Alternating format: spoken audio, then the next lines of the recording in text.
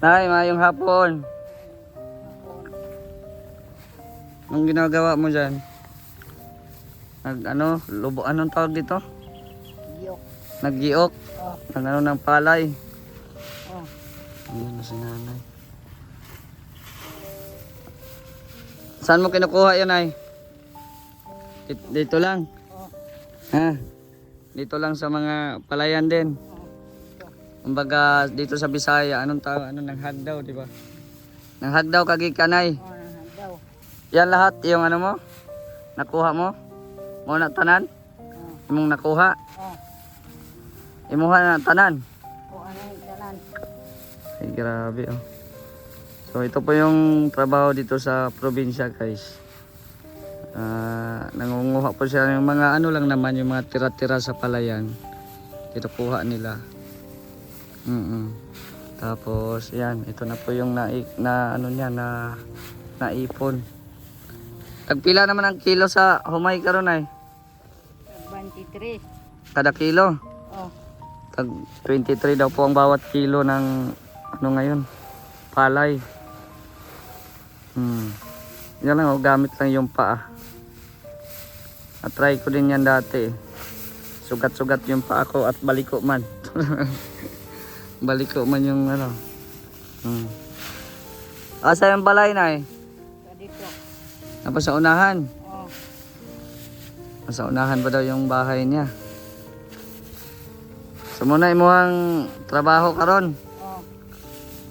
What if na kung wala na ting-an ni nay? Mga mulot. Mga mulot na pod. Kung wala na daw pong tag-ani po ay nagtatanim daw din po siya ng palay. So ayan o. Naano niya sa paa lang po niya. Anong pangalan mo nay? Arsinya Urbano. Arsinya Urbano. Oh. Pila na may edad ni mo? Pinta kapin. Pilay kapin. Pilay kapin ay. Kanang Limot ka na sa edad ni mo? Ha? Ha? Limot na si nanay sa edad niya. 50 daw, 50 plus. Isa may kauban mo sa imong balay nay? kumbata. Imong anak? Oh. Asawa ni mo? Kaya. Matay ng bana ni mo? Oh. Pila naman katuig na matay? Kana katuig. 1 taon pa lang patay yung ano, asawa ni nanay Arsinya. So, ayan. Grabe ang sipag ni nanay Arsinya. Unsa man na nay, inighuman ana, ibulad pa na nimo. Oh, bulad. Ibilad pa daw po sa init. Tapos, anong tawag doon? Yung inigo ba, no? Ano pa sa nigo? Oh. Oo. Lagay pa sa nigo para kukunin yung mga ano. Yung mga tahop ba? Tahop-tahop. So, ganito po sa probinsya dito. Yan yung view ni nanay. Yan. Pwede na to aton yung balay nay. Oh. Walang to sa sitwasyon. Oh. Tara. Parang nahihirapan tayo dito pero laban lang. Nandito naman si Jason katambay. Oh, sige, una ka dito kay mahulog kay Kaura. Mahulog na ikaw ra. At Iris. Wala ka kanya-kanya na tani. Ano tayo Mr. G? Tulay.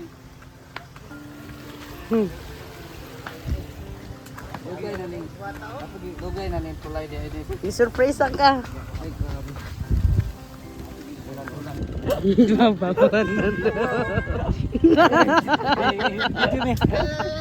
Ikaw na lang ni pre. Ando kini nga banding.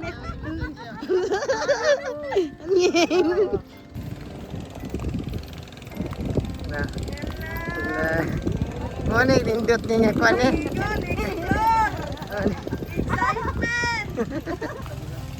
Kanina. Wala dili kagi si Sergian ay. Kagi. Ala. Naway awiranan. Huy, gabok man. Ay, kumpiyansa yung hawiranan. Ikaw na. Uy, Mr. G. Ala. Ala. Tarong ka na doon. May taro nun, mahulog ka. Ay, nahulog ka di. Ano mo? Di man na mamaak, pre. Ito man na. Ay, paginay, pre ba? Ayun guys, isa! Lagi ate, bris katambay. Gibiyaan naman ni noon.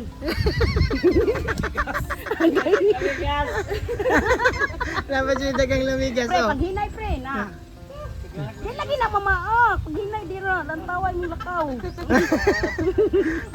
Dawa ka din san!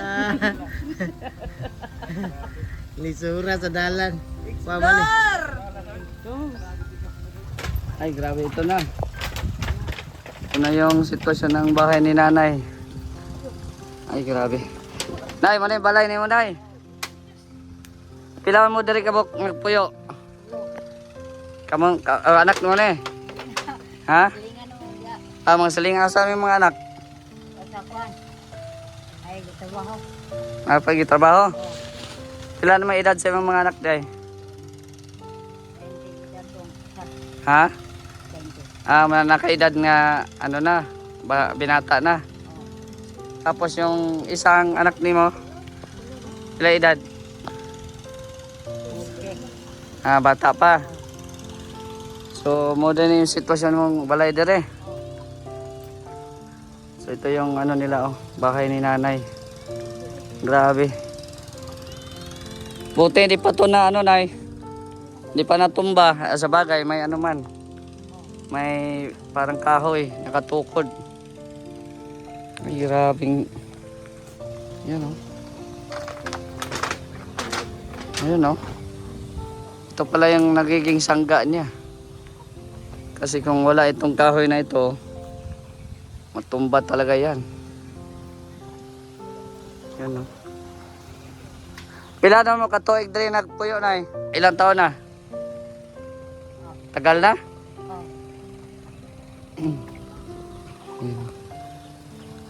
Parang nakakatakot pumasok ka.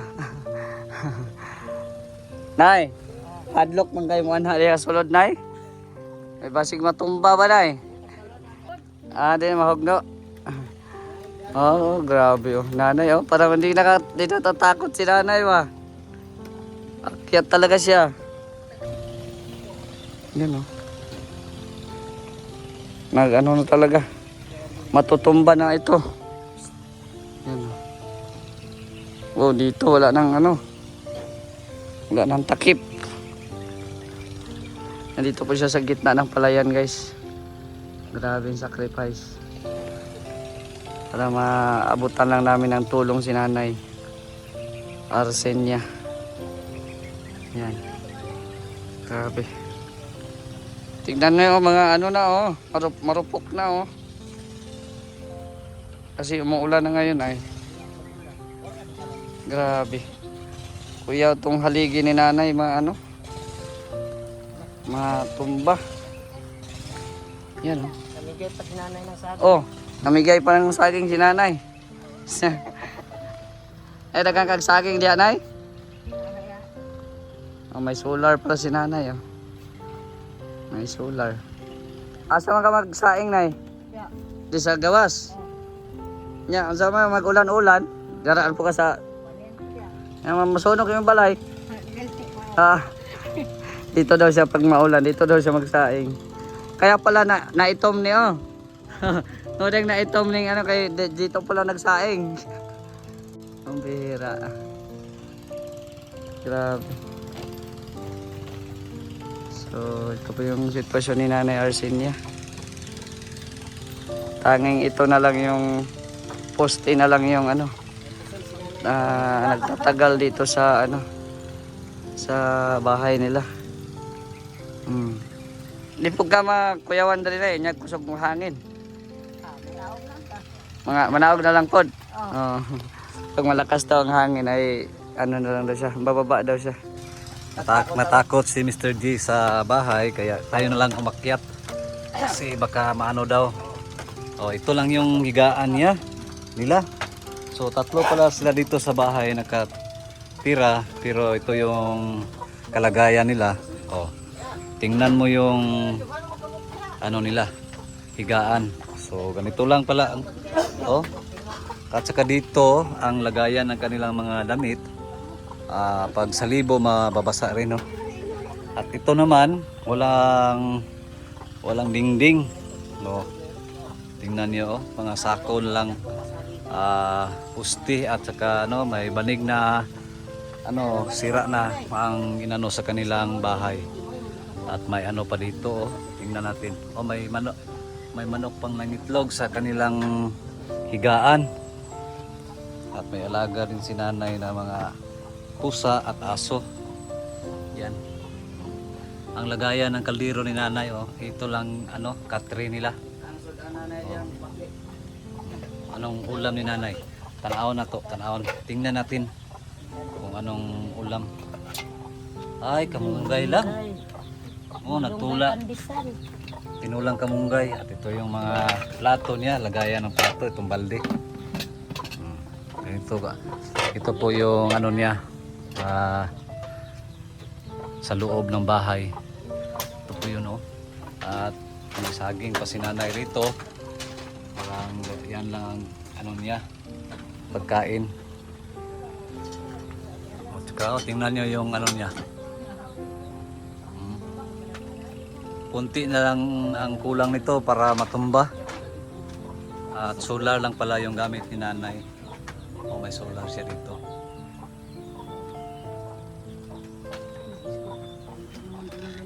Ang ganda ng bahay ni nanay, ah.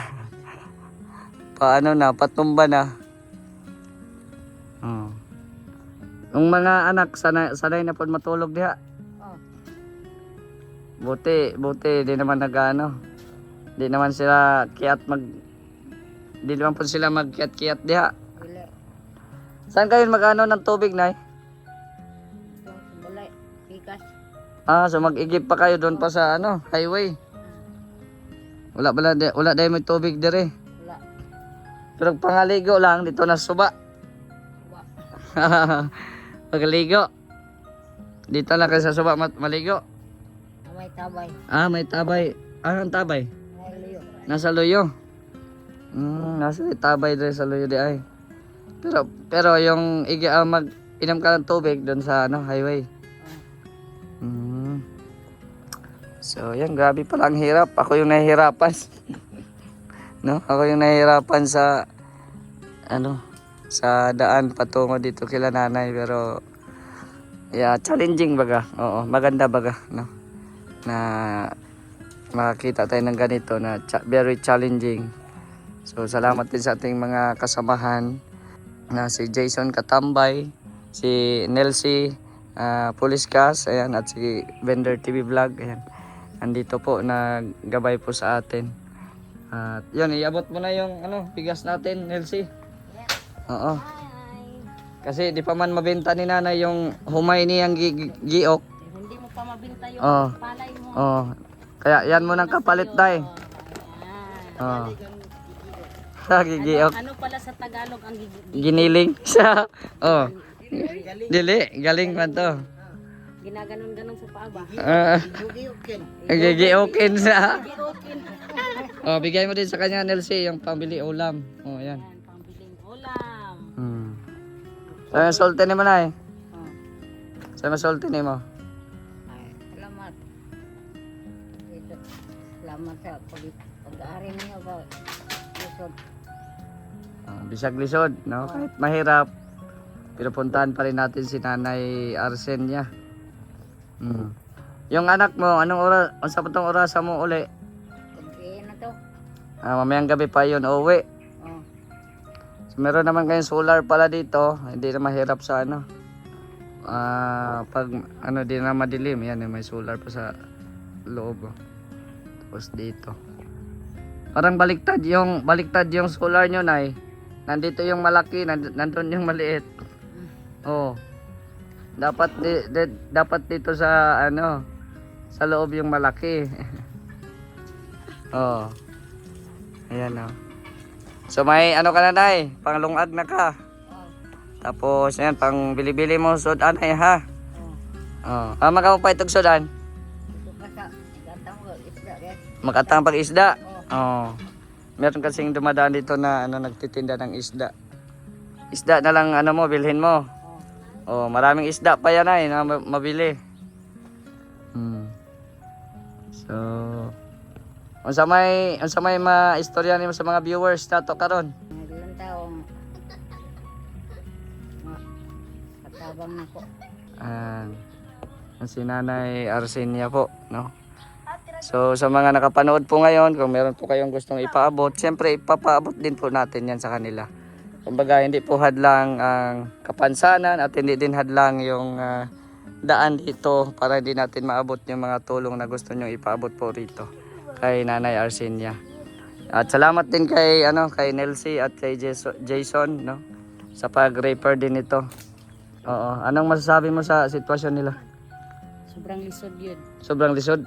Talagang Nakahirapan ka sa kalisod-lisod? nahirap ako sa kalisod. Oo. Ko. Ay, grabe. So, na-excited. Gamay, char kay super first time na kong laag daari kay layo. First time mong pumunta rito. Sapod ko na ako sa dalan kay hadlok kong mahulog sa tulay. Mahulog ako sa tulay.